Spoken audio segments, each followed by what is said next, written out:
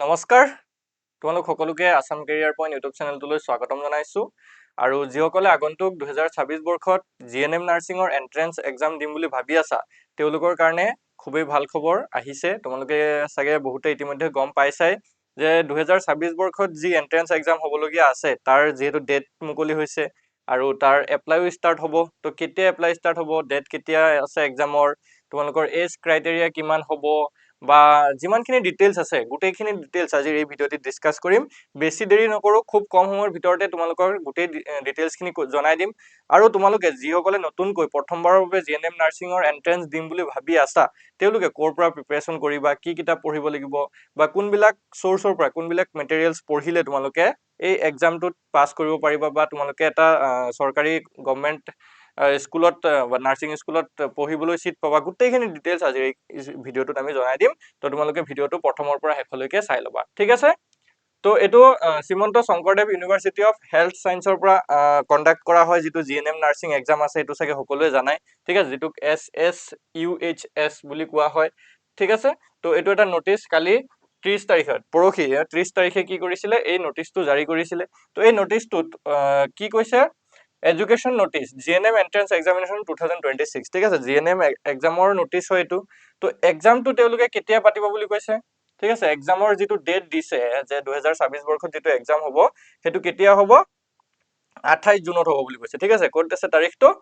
এটো হৈছে apply date ঠিক আছে 10/4/2026 ৰ পৰা 30/5/2026 লৈকে কি হ'ব তোমালোকৰ এপ্লাই খিনি হ'ব অৰ্থাৎ যিখিনি আমাৰ হেৰি আছে 10 এপ্ৰিল 2026 ৰ পৰা কি হ'ব 30 মে 2026 লৈকে এপ্লাই থাকিব তোমালোকে যে ভাবি এইটো এক্সামটো ডেটটো ঠিক আছে এক্সাম ডেটটো লুকাই গল বুলি দেখিছো এইটো 28/6/2026 তাৰিখে কি হ'ব সানডে তোমালোকৰ এটা এক্সাম হ'ব এক্সাম সেন্টাৰ বহুতে সুধি আছে যে এক্সাম সেন্টাৰ ক'ত পৰিব নিজৰ ডিস্ট্ৰিক্টত এক্সাম সেন্টাৰ পৰিব নেকি তো চোৱা কোন কেইখন ডিস্ট্ৰিক্টত এক্সাম হ'ব গুৱাহাটীত হ'ব ডিব্ৰুগড়ত হ'ব শিলচৰ হ'ব যোৰহাট বৰপেটা তেজপুৰ ডিফু লখিমপুৰ নগাঁও নলবাৰী ধুবুৰী এণ্ড কোকৰাঝাৰ এই কেইখন জিলাত কি হ'ব এক্সাম সেন্টাৰ খিনি পৰিব যি সকল ক্যান্ডিডেট এই কেইখন জিলাৰ বাহিৰৰ আছে তেতিয়া হলে তোমালোকে নিয়াৰেষ্ট ডিস্ট্ৰিক্ট যিখন থাকিব নহয় সাপোজ ইয়াত বিশ্বনাথ জিলাখন নাই তো বিশ্বনাথ জিলাৰ যিখন ওচৰৰ জিলা আছে ধৰা শোণিতপুৰ আছে বা তোমালোকৰ লখিমপুৰ জিলা আছে বা যি জিলাই আছে সেই জিলাখনত তোমালোকে কি কৰিব লাগিব তোমালোকে নিজৰ যেটো হেৰি আছে মানে এক্সাম সেন্টাৰ আছে এটো সিলেক্ট কৰিবা সাপোজ গুৱাহাটীৰ ওচৰৰ গোটেইখন জিলা দিয়া নাই গোৱালপাৰা দিয়া নাই সাপোজ নলবাৰী দিয়া নাই তো সেইখনে কি কৰিবা গুৱাহাটীৰ ওচৰৰ যিখিনি গুৱাহাটীৰ সেন্টাৰটো সিলেক্ট কৰিবা তো তোমালোকে সেন্টাৰটোক লৈ কনফিউজ নহবা গোটেইখন জিলাত সেন্টাৰটো আমাক দিয়া হোৱা নাই সো এটো হৈ গলকে কথা এক্সাম ডেটটো গম পাইছো আমি 28/6/2026 তাৰিখে সানডে এক্সামটো হ'ব এপ্লাই স্টাৰ্ট কেতিয়া হ'ব 10 তাৰিখৰ পৰা তোমালোকৰ এপ্লাই স্টাৰ্ট হ'ব সোনকালে গৈ পিনে এপ্লাই কৰি লবা ঠিক আছে আৰু 30 মে তাৰিখলৈকে এপ্লাইটো কৰি থাকিব পাৰিবা কিন্তু শেষলৈকে তোমালোকে নথবা তোমালোকে কি কৰিবা প্ৰথমতে এপ্লাইটো কৰি দিবা তাৰ পিছত তোমালোকৰ এডমিট কাৰ্ড যদি আমি চাও এডমিট কাৰ্ড কেতিয়া মুকলি হ'ব admit card will be available on 14/6/2026 অৰ্থাৎ 14 জুন তাৰিখে তোমালোকৰ এডমিটটো দিয়া হ'ব 28 তাৰিখে এক্সাম আছে 14 জুন তাৰিখে অৰ্থাৎ 14 দিন আগত কি হ'ব তোমালোকৰ এডমিট দি দিয়া হ'ব ঠিক আছে ইয়াৰ উপৰি আমি যদি ডিটেইলছ এলিজিবিলিটি ক্ৰাইটেৰিয়াটো চাও এলিজিবিলিটি ক্ৰাইটেৰিয়াটো যদি চাও এটোৱে সবতকৈ ইম্পৰ্টেন্ট হয় কোনে এই এক্সামটো দিব পাৰিব ঠিক আছে কোনে দিব পাৰিব The entrance examination shall be held on 28/6/2026 এটো গম পালো যে 28 তাৰিখে এক্সাম হ'ব বাকি ডিস্ট্ৰিক্ট আমি কত হ'ব এখিনিও গম পালো হেখিনি আৰু কৈ নাথাকো there will be one paper consisting of english এতিয়া আহো সাবজেক্টলে কি সাবজেক্ট পঢ়িব লাগিব আমি তিনটা সাবজেক্ট পঢ়িম ইংলিশ ম্যাথছ আৰু সায়েন্স ঠিক আছে ইংলিশ ম্যাথছ আৰু জেনাৰেল সায়েন্স এই তিনটা সাবজেক্টৰ পৰা কোৱেশ্চন আহিব টোটাল 100 মাৰ্কস থাকিব 100 মাৰ্কসৰ ভিতৰত সায়েন্সত আহিব 25 মাৰ্কস ঠিক আছে সায়েন্সত 25 মাৰ্কস ম্যাথছত আহিব 25 মাৰ্কস আৰু ইংলিশত আহিব 50 মাৰ্কস টোটাল কিমান হৈ গলকে 100 মাৰ্কস ইংলিশটো সবতকৈ বেছিকে গুৰুত্ব দিব লাগিব ইংলিশত 50 মাৰ্কস ম্যাথছত 25 মাৰ্কস আৰু সায়েন্সত আহিব 25 মাৰ্কস সো টোটাল আমাৰ কিমান 100 নম্বৰ এক্সাম হ'ব ইয়াত কোনো নেগেটিভ মাৰ্কিং নাথাকে ইয়াত লিখি আছে ধুনিয়াকে there shall be no negative marking for the wrong answer যদি তোমালোকে কোনো কোৱেশ্চন ভুল কৰি দিয়া আনসাৰটো ভুল হৈ গৈছে তেতিয়া হলে নেগেটিভ মাৰ্ক নাথাকে ওকে এক্সামটো যেটো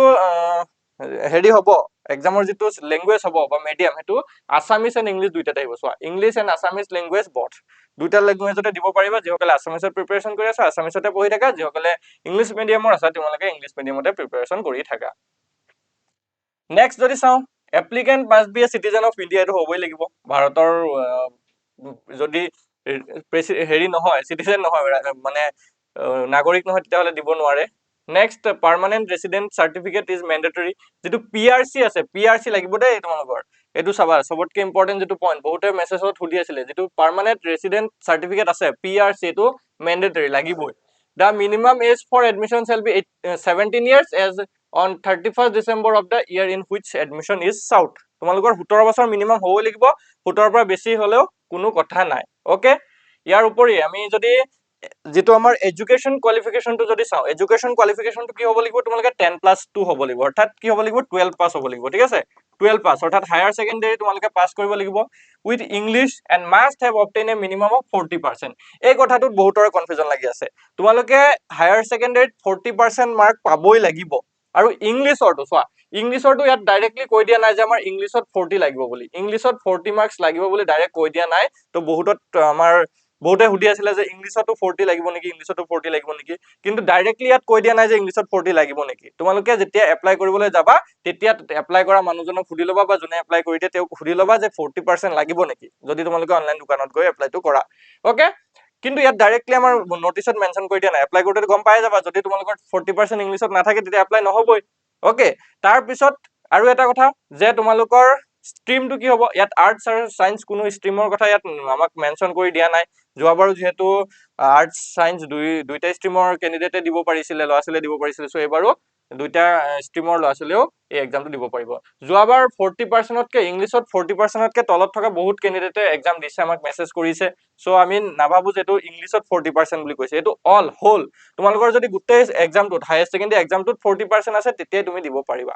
ওকে, আৰু কেইটামান কথা দি থৈছে। 10+12 with English having 40% of marks in vocational A&M course for যদি কোনোবাই A&M কোৰ্সটো কৰা আছে তেতিয়াহ'লেও দিব পাৰিব 10+12 2 কৰি। যদি কোনোবাই CBSE ৰ পৰা যেটো হেল্থ স্ট্ৰীম হেল্থ কেয়াৰ সায়েন্স আছে, এটোৰ পৰা যদি কোনোবাই CBSE ৰ পৰা 10+2 কৰিছে, অৰ্থাৎ হাই সেকেন্ডাৰী পাস কৰিছে, তেতিয়াও দিব পাৰিব। 5% relaxation in qualifying marks for SC/ST candidates as per INC norms. 5% marks কি হ'ব, relaxation দিয়া হ'ব only SC আৰু ST candidate সকলক। হৈ গ'ল, এইখিনি হৈ গ'লগে ইম্পৰ্টেন্ট পইণ্ট। ইয়াৰ উপৰি আমি যদি আৰু চাওঁ, আৰু কিছুমান কথা ইয়াত দিছে, candidate securing more marks in English in the examination hall. তো এক্সামত তুমি কি কৰিব লাগিব, ইংলিছত বেছিকে মাৰ্ক পাব লাগিব। 50ৰ ভিতৰত তুমি মিনিমাম 50ৰ ভিতৰত তুমি ধৰি লোৱা 35ৰ ওপৰতটো পাবই লাগিব, তেতিয়া তোমাৰ এটা গভৰ্ণমেণ্ট স্কুলত, গভৰ্ণমেণ্ট কলেজত কি হ'ব, সিট পাবলৈ আশা থাকিব। ওকে, বাকি সেমি গভৰ্ণমেণ্টও আছে, সেমি গভৰ্ণমেণ্টত পঢ়িবলৈ হ'লে কিছু পইচা লাগিব, কিন্তু ডাইৰেক্ট যদি তোমালোকে যিবিলাক প্ৰাইভেট আছে, প্ৰাইভেটত পঢ়িবলৈ বহুত টকা লাগিব। তো প্ৰাইভেটত পঢ়িবলৈ তোমালোকে মাথা নামাৰিবা, তোমালোকে মাথা মাৰা যে